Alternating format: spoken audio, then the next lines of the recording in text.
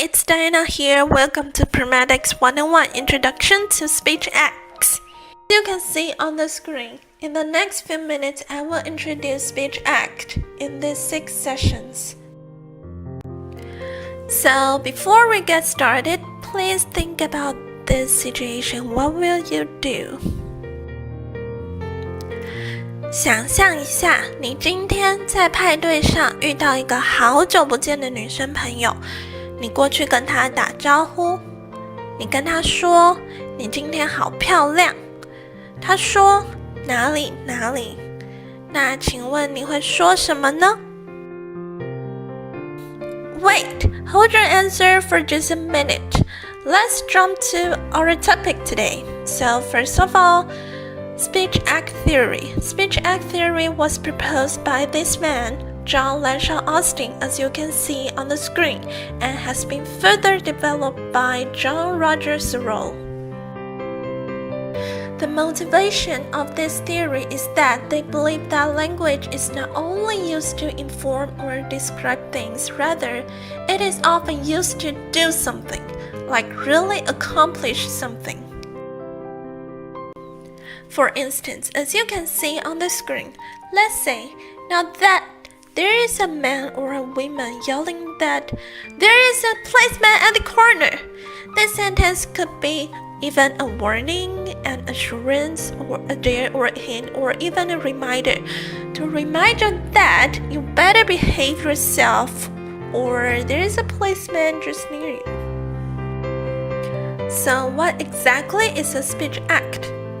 Actions performed or accomplished through utterances are speech acts. Namely, utterances or actions are always relevant. Without either of them, the speech act could not be done. That is to say, knowing the words is not enough in the conversation. Speech act theory, as John Searle proposed, is designed to help us understand how people accomplish things with their words.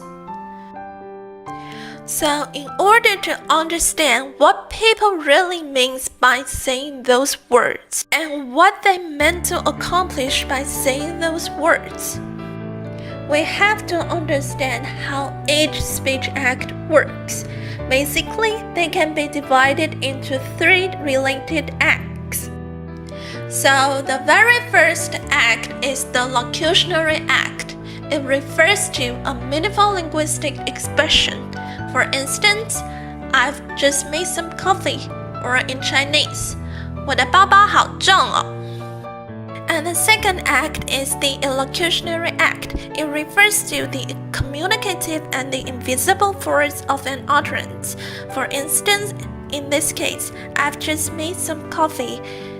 It might be just a statement or an offer to invite you to enjoy some coffee, or other communicative purpose. Or in Chinese, 我的包包好重哦.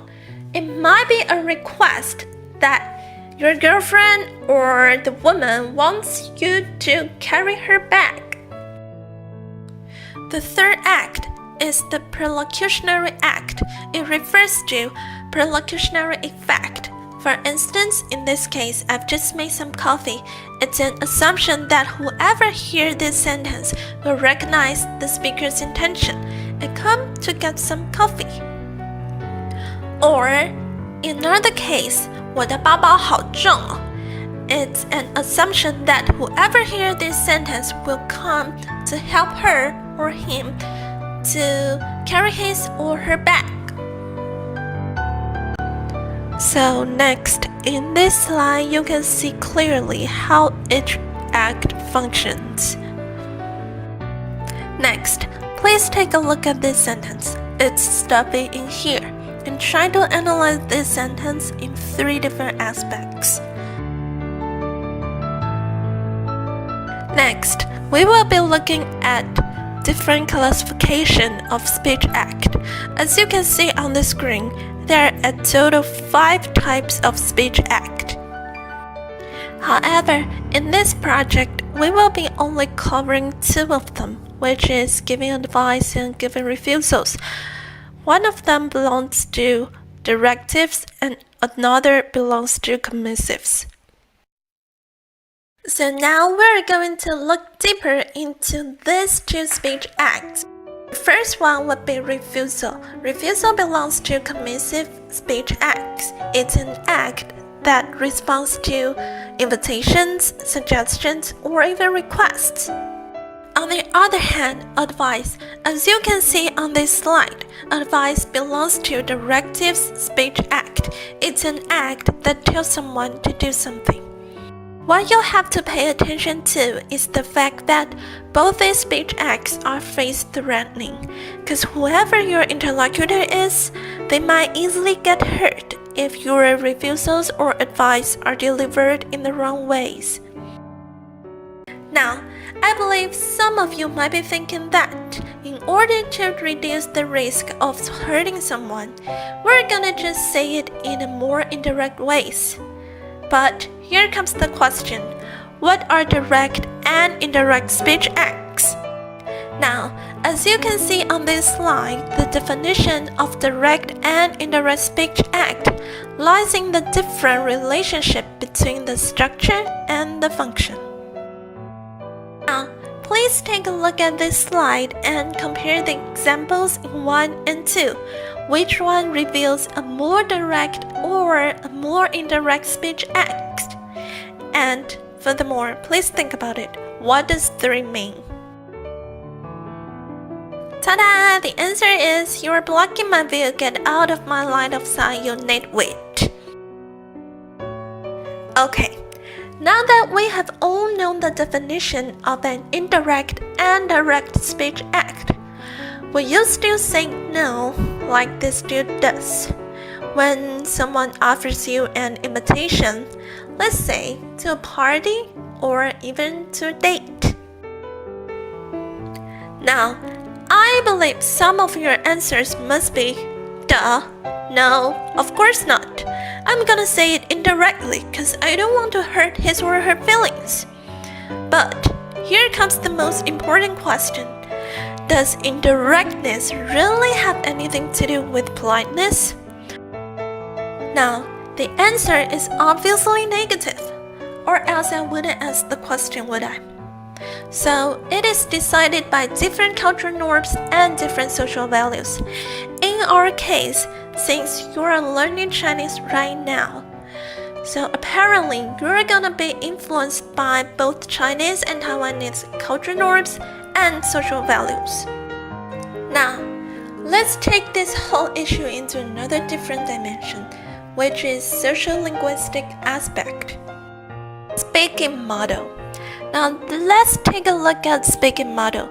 It is proposed by this great man, Dale Hymes. Before we get into our speaking model, let's get to know this Dale Hymes guy first. So one of his lifetime goals was to create a theory that would help researchers to study the usage of language in more specific contexts. And guess what? He really did it. Speaking model is his great accomplishment in this field, and it does help researchers study communication in a more systematical way. Now, let's take a good look at this slide. Each letter in the word speaking represents a different but essential and crucial element in one conversation. As you can see on the screen, these elements include situation, participants, and acts, keys, instrumentality, norms, and genres.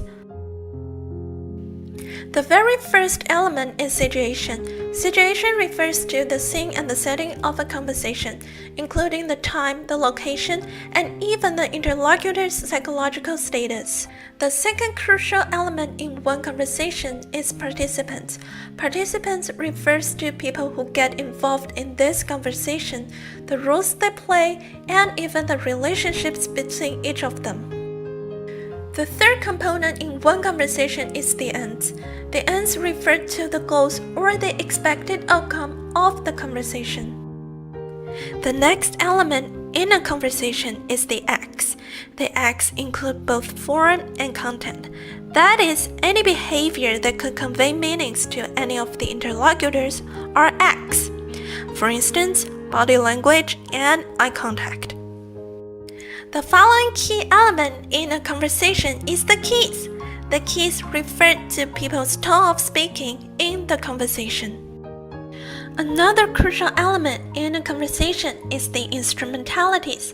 Instrumentalities refer to the ways of communicating, such as talking on the phone, chatting on the social media, or even face-to-face communication. Next is the norms of conversations. The norms of conversations refer to the rules of certain types of conversation, such as, is it polite to look at one's eyes while speaking? Last but not least, the genres of conversations. Genres is what it literally means, the types of conversations. Now, use your imagination. Imagine you are now in a country you know nothing about. You are on a street. You have to learn their language. But the only way to do that is through observing their conversation. Now listen carefully. You will like to find out why people talk to each other. Do they talk to each other because they want to get something done, or they just want to talk? Which element does it refer to? 3, 2, 1. Next, you would also try to find out what do they do while they talk to each other. Like, do they blink their eyes when they try to invite someone to their house? Which element does it refer to? 3, 2, 1. Next, you would try to figure out how they say things. Like, do they get excited when they try to invite someone to their house? Or do they keep reserved when they deliver the invitation? Which element does it refer to? 3, 2, 1. Other than that, you would also think about in what way do they communicate with each other, such as do they prefer to talk in person or chat on social media? Which element does it refer to? 3, 2, 1.